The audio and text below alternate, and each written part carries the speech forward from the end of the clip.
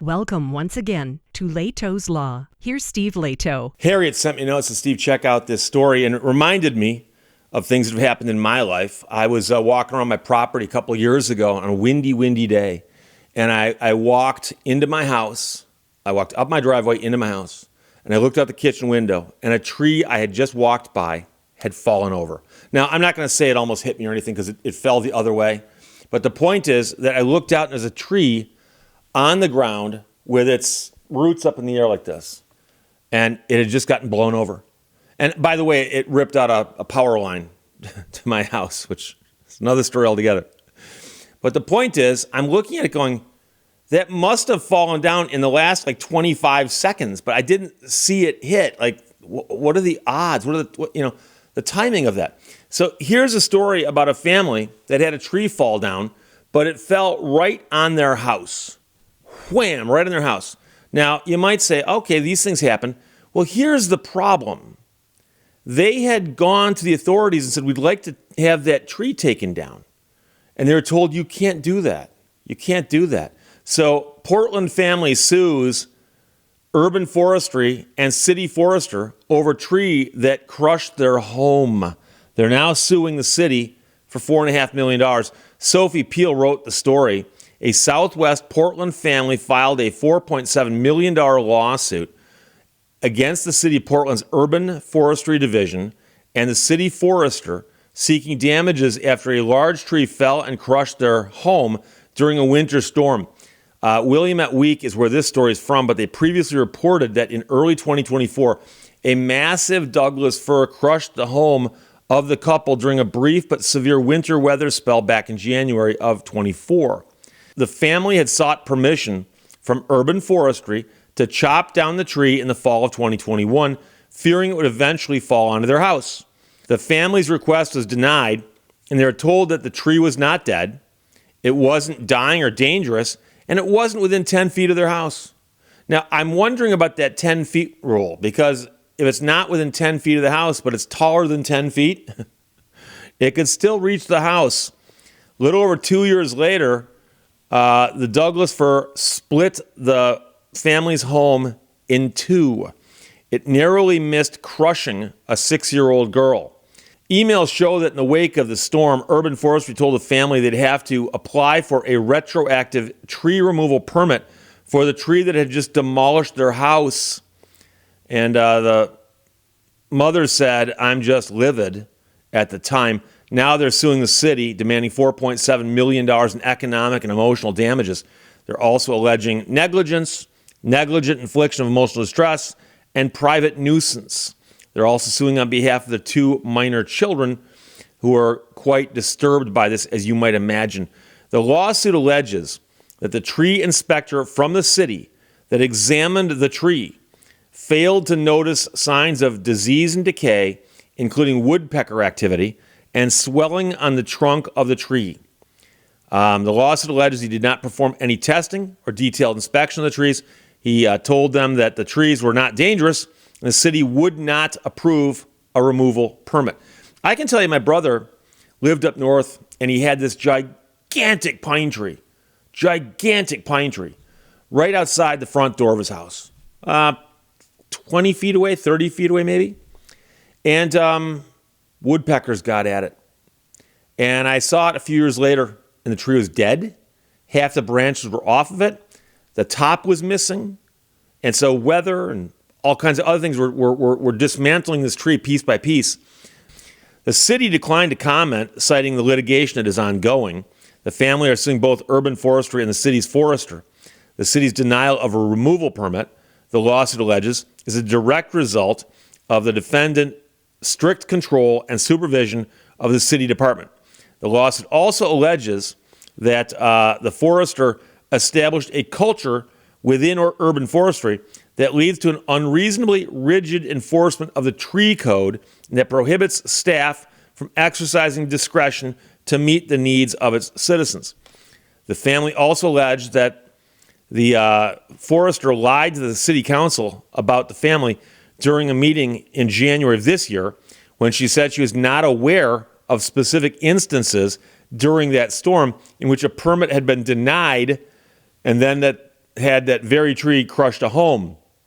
She did later apologize for those comments, saying that she was caught off guard by the question and was unsure how to respond, since at that point a tort claim had been filed with the city and city employees are advised not to talk. Now, I'm an attorney, and I'm here to tell you that when somebody says, "Are you aware of any instances?" you have to say, "I've been advised by the counsel, legal counsel for the city, that I can't speak on this matter. I'm sorry." If you want to follow up on this, speak to the counsel, and if they authorize it, then I can talk. But you don't answer the question at all. But you explain why you can't answer it. So last week, the Portland City Council's Finance Committee held a work session in which the councilors peppered urban forestry and parks and recreation leaders with questions about their practices. Meanwhile, the forester and her staff defended the enforcement practices, saying they are necessary to protect the city's declining tree canopy. Urban forestry officials also laid out a picture of a division that is responsive to property owners' concerns and is working on taking the financial responsibility of tree maintenance off of property owners and transferring that responsibility to urban forestry. And I can tell you that the house that my mother and father bought in 1966 and that I moved into as a young man, that street that the house is still on was covered with a canopy in the summertime of elm trees. And in that part of the city, every single street in the summertime was shaded because these huge elm trees had their branches spreading all out like that. And the crowns of these trees created a canopy over the road and over many houses. And then Dutch elm disease came through. Dutch elm disease came through and just wiped out all these trees. And I remember a period of a few summers in a row where the trees were dying and these city crews were going around taking these trees down and hauling them away. And then they'd replant other trees. And I remember as a young man seeing these trees get taken down and then being replaced with smaller trees that are maybe 6-8 feet tall. And the interesting thing is I drove down that street 3 days ago, and many of the trees that were planted back then when the Dutch elm went through are now full-size trees. And it's not quite the same. And the interesting thing is I can go about a half mile north and cross another road, and there are still some neighborhoods that didn't get hit by Dutch elm. And I can see what it used to look like. And I completely understand the desire of the people at the city who want to maintain that if it can be maintained. But for instance, with the Dutch elm at that time, there's nothing they could do. The trees died. They had to be taken down. So here you've got a situation with this gigantic Douglas fir in the front yard of this house. And the family's looking at it, they're worried about it, and they ask the people in charge, "Can we have that taken down?" And they said, "No, you cannot take it down. There's nothing wrong with it." It then falls on their house, cuts the house in half. Well, it turns out there was something wrong with that tree, presumably. Otherwise, it wouldn't just fall down like that. Now, you might say, "Steve, let's track back to your story about the tree that fell down in your yard." Tree that fell down in my yard had been planted by the previous homeowner. I talked to him about it. And he had planted in a place that did not have really good soil. And so the roots didn't get very deep. And so when it flipped over, the root structure was like this. And it was basically flat roots going out, but not going deep. And so I suspect if you were to find that exact same tree deep in the woods someplace where it grew naturally, you're going to discover that that tree is also going to have roots going down that will anchor it so it won't get just knocked over in a random windstorm. Also, trees in groups do tend to protect each other in the sense that there's a group of trees, when the wind hits from one side, well, these trees are blocking these trees, and vice versa. So a lone tree by itself, out exposed to the elements from all directions, is always going to be suspect. But the family says, we asked him, "Can you take it down?" And the interesting thing is that one of the criteria, they said, well, it's not within 10 feet of your house. And I understand that there are some of these rules of thumb they use. And I can tell you that, for instance, I had a piece of property once where there's going to be an easement put in for some power lines. And the power company said, we're going to put the poles right through here, and we need you to clear an easement out a certain width. And I remember they gave me the number, I forgot what it was, but it may have been 30 feet in each direction, something like that. And so, interestingly, when the poles got put in and that had been cleared like that, you can see that there's nothing that can fall and hit those wires or lines. And so they figured that out.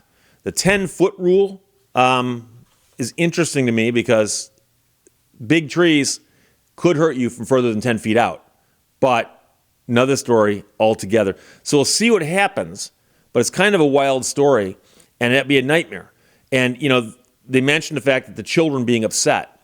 If you are in a building, okay, you tend to think on a subconscious level that you're safe because you're in a building, especially your home.